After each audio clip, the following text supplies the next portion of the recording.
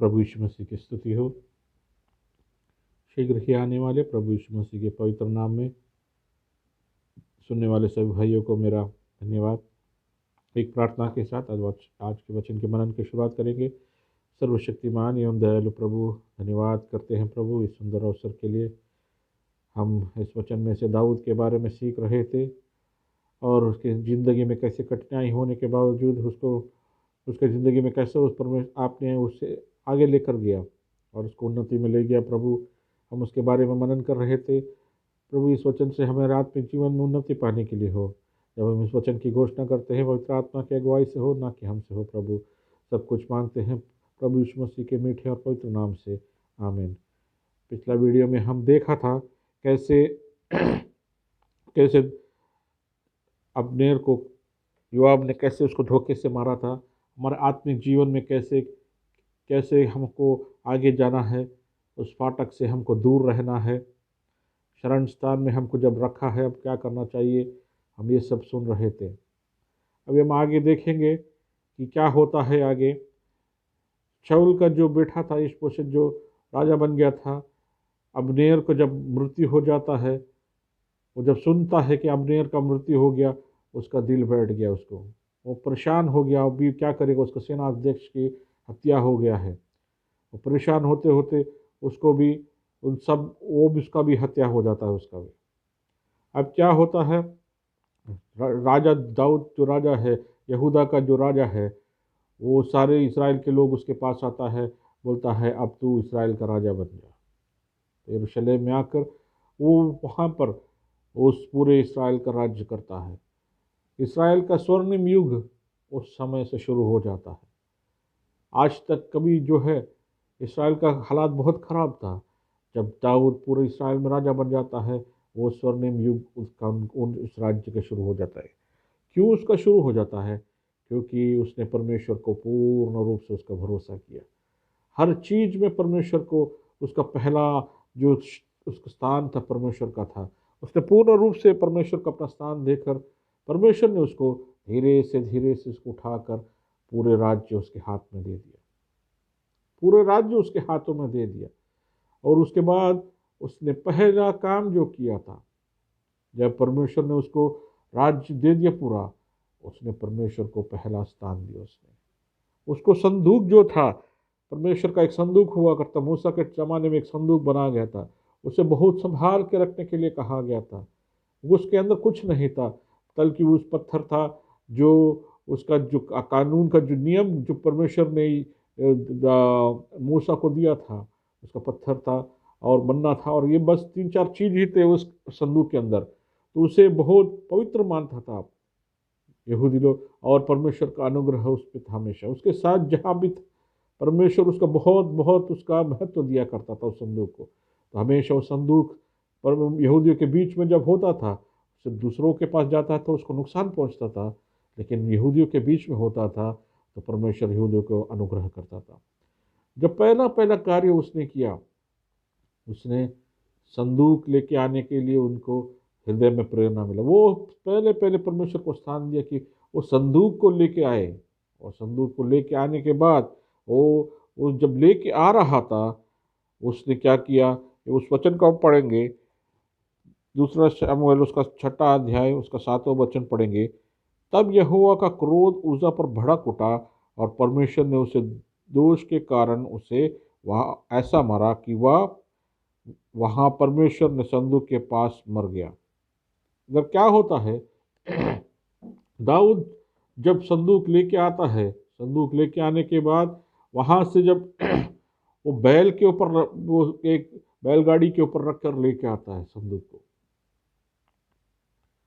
संदूक को लेके आता है उसका। लेकिन हकीकत में क्या करना चाहिए था उसको? वो परमेश्वर को जो नबी लोग होते हैं, याजक जो होते हैं, जो बड़े याजक होते हैं, उनका कर्तव्य है कि ये संदूक कंधे पर उठाकर लेकर आए। लेकिन उसने उस बैलगाड़ी में रखकर लेके, उसका हृदय में अच्छा विचार था, लेकिन उसने गलत काम किया, उसका बैलगाड़ी के ऊपर रखकर उसने लेकर आया। उसका काम कर्तव्य यही था कि वो याजक को बुला कर लेके, महायाजक को बुला के उसके कंधे पर ढोकर उसको लेके आना चाहिए था। तब क्या करा, जब जो बैलगाड़ी था, बैल जो था थोड़ा हिला तो वो संदूक पिला, तो साथ में उजा जो व्यक्ति था उस पर हाथ रखने का कोशिश किया। परमेश्वर का क्रोध उधर ही प्रकट हुआ और वो उधर ही मारा गया, उधर ही मारा गया वो। तो देखो दाऊद उधर घबरा गया, वो चिल्ला उठा, हे परमेश्वर मैं गलती किया। वो उस तरह उसको भय उसके अंदर हो गया, परमेश्वर का भय इतना भयंकर हो गया कि वो परमेश्वर के सामने वो झुक रहा है, परमेश्वर मुझसे गलती हो गया, मुझे माफ कर दे प्रभु। वो क्या करता है, उसने उस एक व्यक्ति के घर पर, ओबेदो ओबेदो दो एदोम के घर पर उस संदूक को रख देता है, उस संदूक को उधर रख देता है। और वो उस विलाप करता है कि क्या हो जाए क्या, तो भी उसको दिमाग में उसका आता है कि याजक को बुलाकर लेके आना है। तो ये याजक को तैयार करता है और वो संदूक को लेकर आता, कंधे पर ढो कर लेके आता, और ये नाच गाना करके और वो परमेश्वर को अपना स्तुति करते हुए वो पहला कार्य वही करता है राजा बनने के बाद।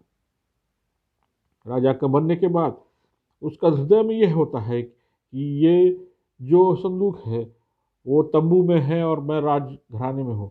उसको एक दिल में एक बोझ था, क्या करूँ करके। तो परमेश्वर नाथान जो याजक था उससे कहता है कि तू जाके मेरे दास से कहे कि तू क्या मेरे लिए घर बनाएगा, तू घर बनाएगा। तो वो उसको बोलता तू उसके लिए एक मंदिर बना। तो वो एक मंदिर बनाने के लिए वो सोचता है। उसके हम आगे पढ़ेंगे। उसके बाद क्या करता है, दाऊद को नातान नबी का संदेश आता है कि दाऊद उसके लिए प्रार्थना करता है और वो आगे बढ़ते जाता है। तो उसके बाद हम देखते दाऊद हर जगह विजय पाता है, विजय पाता है।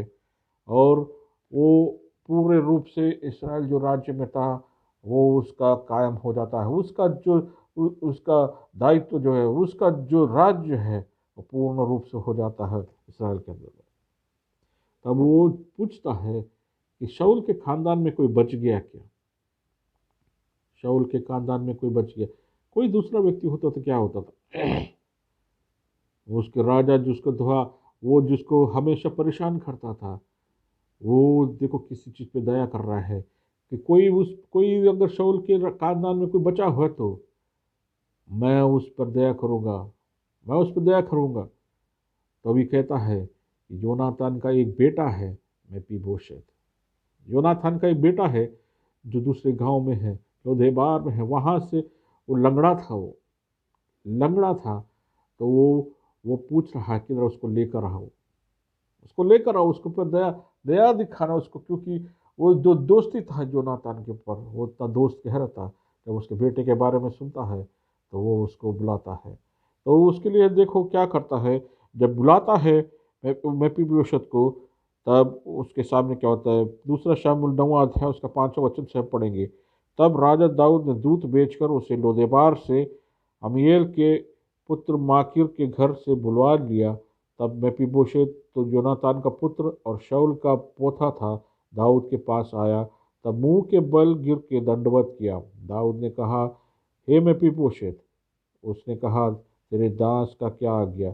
दाऊद ने उससे कहा, मत डर, तेरे पिता योनातान के कारण मैं निश्चय तुझको प्रीति दिखाऊंगा और तेरे दादा शाऊल की सारी भूमि तुझे फेर दूंगा और तू मेरी मेज कर नित्य भोजन किया करेगा।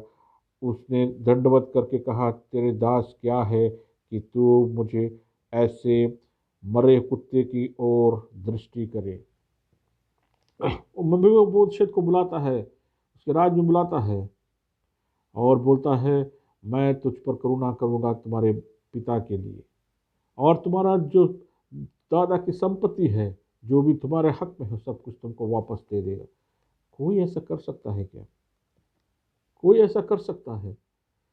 अगर राज्य में आने के बाद पूरा राज्य उसका हाथ में है, जो पुराना राजा है उसके खानदान का जो वारिस है उसको उसका राज जो उसका बचा हुआ है उसको उसके जो भी हक में बनता है वो देता है। कोई ऐसा नहीं करेगा।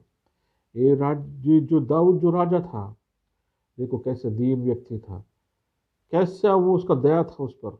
वो दया करके तो मेपीबोशेत क्या कहता है, मैं तो मरा हुआ कुत्ता हूँ, मुझ पर दृष्टि करने से मैं कौन हूँ जो मुझ पर दृष्टि कर रहा है।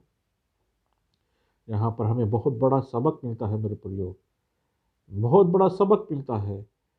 हम जब उद्धार पाए हैं, हम जो उद्धार पाए हैं, हमारा क्या योग्यता है। हम इस मपीबोशेत के जैसे जो मरे हुए कुत्ते के समान था, हमारे सब कुछ हम खो दिया था, हम लंगड़ा था, हमारे पास कुछ भी नहीं था।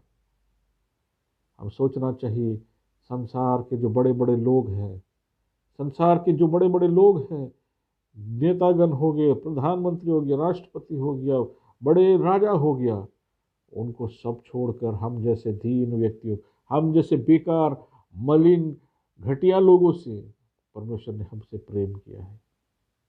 कितना बहुमूल्य हमसे वो प्रेम किया है मेरे प्रियो। उस प्रेम का जो हम सोचते हैं उसका कोई सीमा नहीं है, कोई सीमा नहीं है। उस प्रभु यीशु मसीह, उस प्रभु यीशु मसीह हमारे लिए संसार में आया था मेरे प्रियो। हम जैसे इस मरे हुए कुत्ते में पीबोशेत के जैसे मरे हुए कुत्ते थे।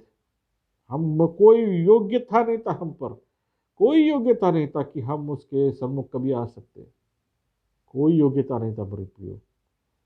हमारा ऐसे हालात था, हमारा ऐसा हालात था कि हम उसके सन्मुख कभी आ नहीं सकते थे। लेकिन परमेश्वर ने हम पर दया किया। हमने कुछ नहीं किया, हमारा परमेश्वर ने हम पर दया किया कि उसने अपने इकलौते पुत्र प्रभु यीशु मसीह के संसार में भेजकर हमें जो दंड का आ गया था, हमारे जो दंड का आ गया था, वो अपने ऊपर लेकर हमको उस कर्ज से मुक्त कर दिया, हमको उस कर्ज से मुक्त कर दिया और हमें अनंत काल का अनंत जीवन के लिए प्रवेश करने के लिए हमको योग्य ठहराया। ये हमको कोई योग्य दो को दाऊद जो है उस पर पूरा दया करता है, उसके सब कुछ वापस लौटा देता है उसके राज्य में। हमारे क्या योग्यता था, हमारे कोई योग्यता नहीं था। हम तो बेकार मलिन घटिया गंदा जो भी शब्द है हम बोल सकते, उतना हमारे हालात थे। लेकिन हमारा प्रभु यीशु मसीह जो है हम पर जो दया और करुणा किया, दया और करुणा किया, जैसे इस मपीबोशेत पर देव दाऊद ने हम पर करुणा किया, हमारा प्रभु यीशु मसीह पर जब हम विश्वास किए, हमारा परमेश्वर हम पर दया किया है। हम पर किस किस कदर हम पर दया किया है कि उसे हम परमेश्वर ने हमें उसका पुत्र होने का योग्यता दिया। देखो हम क्या थे, हम उस गटर के अंदर थे, घटिया गंदा मलिन लोग थे, नीच लोग थे। हम पर दया करके हमको साफ करके हम उसका पुत्र बनने का योग्यता था, वारिस बनने, हमको वारिस बना दिया। हम सोच सकते हैं क्या, हमको स्वर्ग का राज्य में हमको उसका वारिस बनने से क्या फायदा है। वो स्वर्ग का राज्य का जो कुछ भी है वो हमारा भी है, क्योंकि राजा का जो होता है उसका पुत्र का भी हुई उसका हो जाता है। हम पर दया दिखाकर, हम पर दया दिखाकर, इस बेकार व्यक्ति पर दया दिखाकर उस परमेश्वर ने हमें अपना वारिस होने का हमको अधिकार दिया है। हमारे लिए, हमारे जैसे कई लोग हैं, करोड़ों करोड़ों लोग पर उस प्रभु यीशु मसीह ने हम पर दया किया। उस परमेश्वर ने हम पर दया, प्रभु यीशु मसीह के द्वारा हम पर उधार दिया है हमको उसके द्वारा। मेरे प्रियो, उस प्रभु यीशु मसीह पे विश्वास कर, हम जो इस सुसमाचार जब हम सुनाते हैं इस दाऊद के जीवन की घटनी के अनुसार, इस हमारा मकसद यही है कि सुसमाचार सुनाएं। प्रभु यीशु मसीह संसार में आया हम पापियों को बचाने के लिए, पापियों को बचाने के लिए, संसार पाप से रहित करने का, हमको पाप से अलग करने के लिए। क्योंकि हम पाप जो है धोखे में पड़ गए थे, हम जानबूझकर, हमको विरासत में मिला है। हमको मेरे पिता पापी था इसलिए मैं भी पापी हूँ, हमारा आने वाला जो बच्चे भी वो पापी बनते जाएंगे। हम क्योंकि हम आदम की संतान है उसके द्वारा हम पापी बन गए। लेकिन परमेश्वर का योजना देखो, हमको उस जिंदगी से निकालने के लिए, हमको उस पाप से निकालने के लिए अपने इकलौता पुत्र को भेजकर उस पाप का जो दंड था, मृत्यु का जो दंड था, वो अपने ऊपर ले लिया ताकि हम आज़ादी पा जाए, हमको आज़ादी मिले। हम जैसे मरे हुए कुत्ते की, क्या हम जो जो बेकार व्यक्ति थे, क्या हमारी योग्यता था कि उसके नज़दीक पहुंच सके। हम उस मपीबोशेत के जैसे थे, तो दाऊद के राजा के सामने आने की किसी प्रकार की योग्यता नहीं था, हमको किसी प्रकार की योग्यता नहीं था। लेकिन हमको उस परमेश्वर ने हमको योग्य ठहराया। आज हम उसकी संतान हैं, हम उसके वारिस हैं, हमको जो कुछ हक में हमको सब कुछ मिलेगा। मेरे प्रियो, हम यही हमारा दायित्व, हम आप लोगों से विनती करते हैं कि जो कोई आज तक प्रभु यीशु मसीह को नहीं जाने हैं, आप किसी भी अवस्था में हो, प्रभु मसीह आपसे प्रेम करता है। सिर्फ और सिर्फ उसको स्वीकारना, आप अपने हृदय में आपको स्वीकार कर उसके सामने दंडवत होना है कि तू ही राजा है, तू ही मेरे पापों के लिए मरा है। बस इतना ही कहना है। कोई किधर जाने की ज़रूरत नहीं, कोई दान धर्म कुछ करने की ज़रूरत नहीं। हमको इस संसार से मोक्ष दिलाने के लिए सिर्फ और सिर्फ हमारा प्रभु यीशु मसीह के सिवा दूसरा कोई रास्ता नहीं है। जैसे मपीबोशत जैसा व्यक्ति, उस राजा ने दया किया था, हम पर उसने दया किया है। इस वचन से हमको अनुग्रह करे, हमको अनुग्रह करे, हमको उस जो बड़ा करुणा जो हम पर किया था, जो बड़ा दया हम पर परमेश्वर ने किया था, जैसे मपीबोशत पर इस राजा ने किया था, उस परमेश्वर ने हम पर दया किया जिसके हमको उसके सन्मुख उसके ना सामने आने की योग्यता नहीं था। हम तो उसके शत्रु थे। हमको यार हमको परमेश्वर ने ये मौका दिया है प्रियो, हम उसके सन्मुख आए, उससे हम उसके चरणों में गिर कर उसके धन्यवाद करें, उसकी आराधना करें। इस वचन से हमको अनुग्रह करे। प्रभु यीशु मसीह की स्तुति हो। आमीन।